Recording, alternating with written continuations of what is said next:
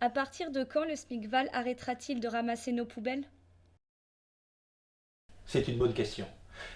Et pour être honnête, nous ne le savons pas.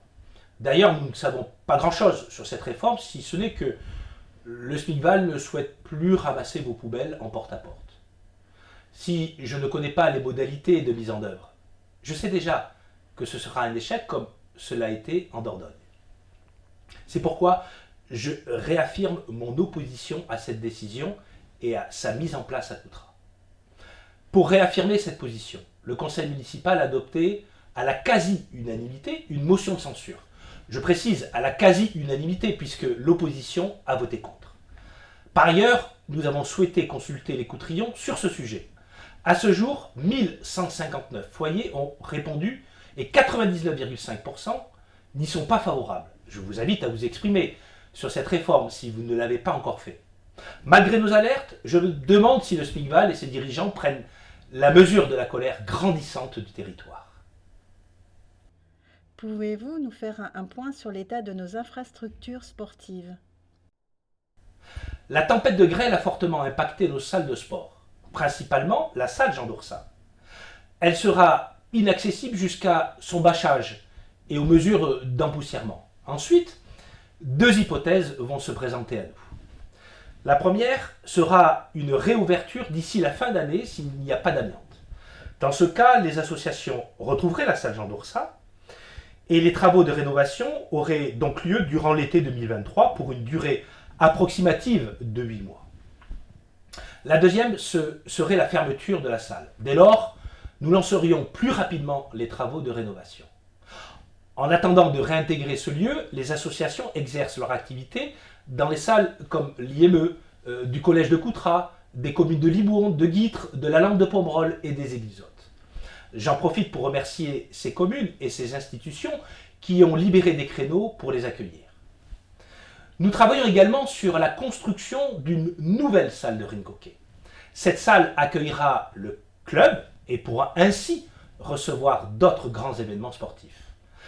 La prochaine étape de ce projet sera le lancement du concours d'architectes en fin d'année. Quant à la patinoire Milo Ducourtiau, elle se transformera en salle omnisport pour le handball, le basket et le badminton. Qu'est-il prévu au niveau de la gare? C'est un projet sur lequel nous travaillons avec la communauté d'agglomération depuis plusieurs années.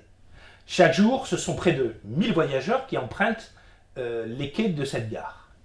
C'est donc un secteur stratégique. Nous souhaitons en faire un véritable pôle économique et de formation. Dans le projet, il y aura une maison de l'entreprise et de l'emploi qui regroupera Pôle emploi, le PLI et la mission locale. Du logement collectif de type T2, T3 sur la rue Paul Quibel, ainsi que du logement individuel de type T3 et T4, impasse Lalande. Nous imaginions intégrer le complexe de cinéma, mais finalement, nous nous sommes tournés vers un autre emplacement en cœur de ville. Dès que le projet sera bien abouti, une réunion sera organisée afin de le présenter aux riverains. Y a-t-il un projet de skatepark? Ce projet est en cours de réflexion, effectivement. Sur Coutras, il fut un temps où il existait un skatepark. Si mes souvenirs sont bons, cela remonte aux années 90-2000. Coïncidence ou non, lorsque nous commencions à travailler sur ce sujet, le conseil municipal des jeunes nous soumettait également cette idée. Nous disposons déjà de 4 aires de jeu au sein de la commune à destination des tout-petits. D'autres suivront, notamment au lac des Noves. Nous souhaitons désormais diversifier cette offre afin d'en faire profiter aussi aux plus grands.